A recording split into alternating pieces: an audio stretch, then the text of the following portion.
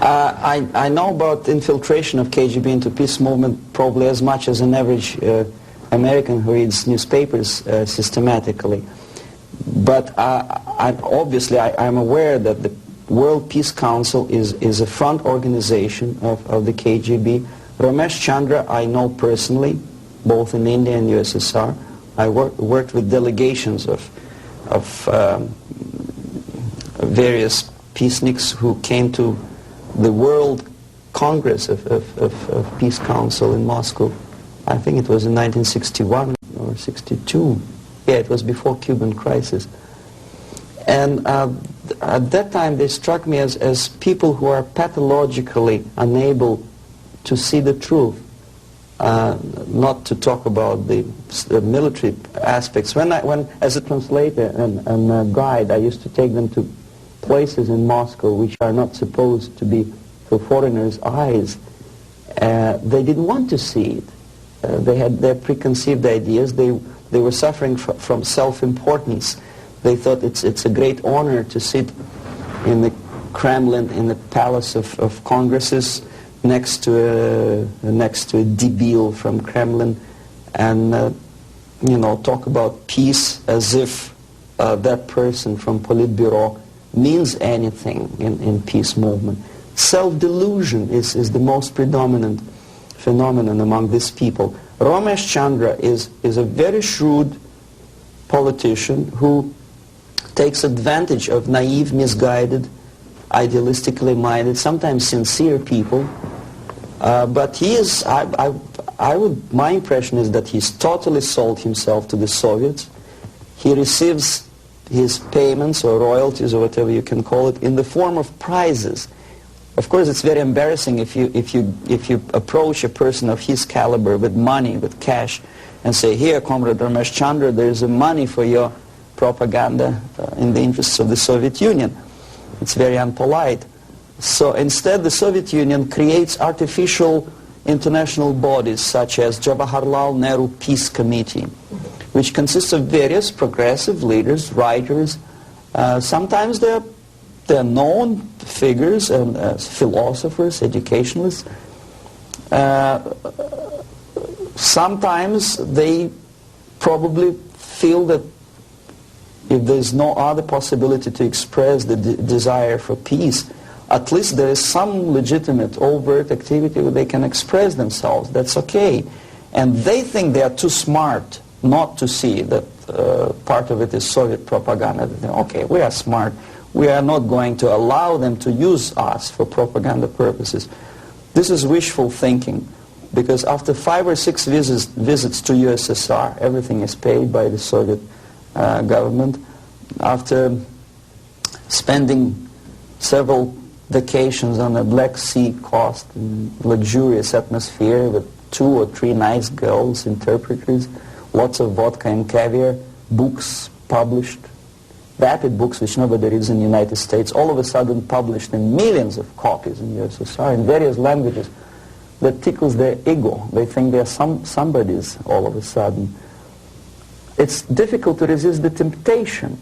Ramesh Chandra is exactly that type of personality. He was approached at a very early stage, and he didn't have willpower and moral principles to resist the temptation, to resist the approach. And by now he's just a pawn in the game, high-ranking pawn. And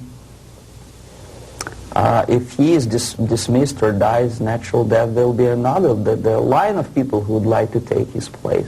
Yes, KGB takes very active part in the peace movement, and if these people were sincere as they say they are, they would start demonstrating in Kremlin, or I mean in Red Square, not in Washington, D.C., or in the Central Park in New York, or in Los Angeles. But they don't have courage, they don't have guts to go to Russia and protest against the nuclear armament of the Soviet Union. Therefore, I agree that they are misguided, but I think they are cowards. They are unprincipled, dishonest people. And there's no justification that they are misguided or poorly informed. It's their fault that they're poorly informed. There's enough information, there's enough possibility, in case of United States citizens, there's enough freedom to do what their consciousness should tell them to do. Go to Russia and protest against armament. It doesn't take much courage to take part in demonstration in Los Angeles. But if you're really genuinely concerned about peace, tell it to Brezhnev, tell it to Andropov, and we'll see how courageous and sincere you are. They don't do it. Well, the greatest strength, I think, is the basic principle of American democracy, common sense, and the value of the principles of private property and respect to human dignity and individual rights. The weakness is the permissiveness and lack of moral stamina, which, if you are a religious person, could be interpreted as probably alienation from religion, alienation from God. Thinking too much in materialistic terms, thinking in short span of time for pragmatic advantages, disregarding the perspective of civilization. Some philosopher, I forget his name, I was a bad student in Moscow, said that the level of civilization is in direct proportion to the time span that human being thinks in future, for future. The least civilized people live today, this minute. The more civilized nations think about tomorrow, 10 years from now, 100 years from now. Well, this is one of the definitions of... Unfortunately, Americans are made to think in shorter and shorter time span terms. This is the greatest weakness. So therefore, enjoy life and make love, not war. I think that willpower and revitalization of traditional moral values and principles is the most desirable thing now, today. The sooner the better.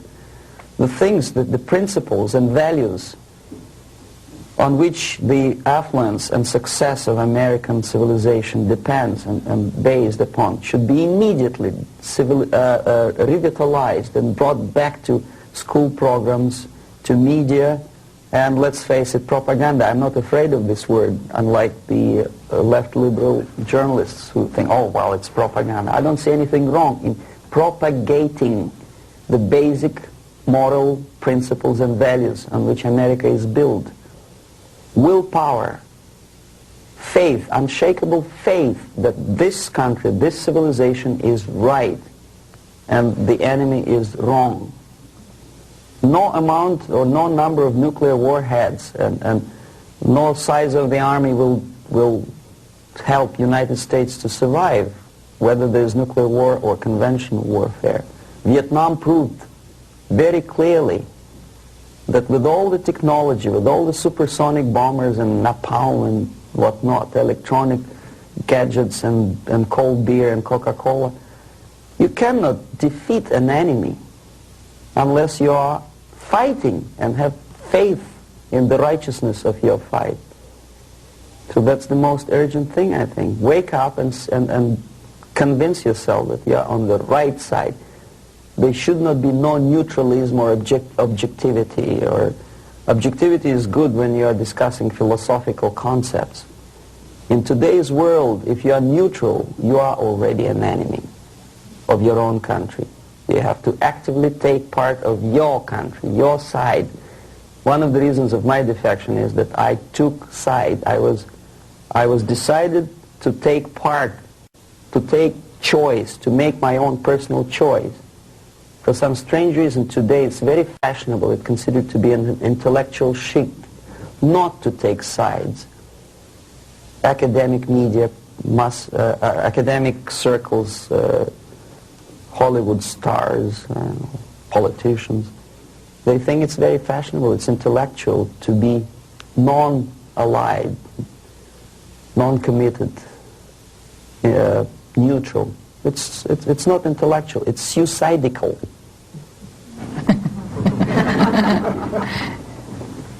Suicidal.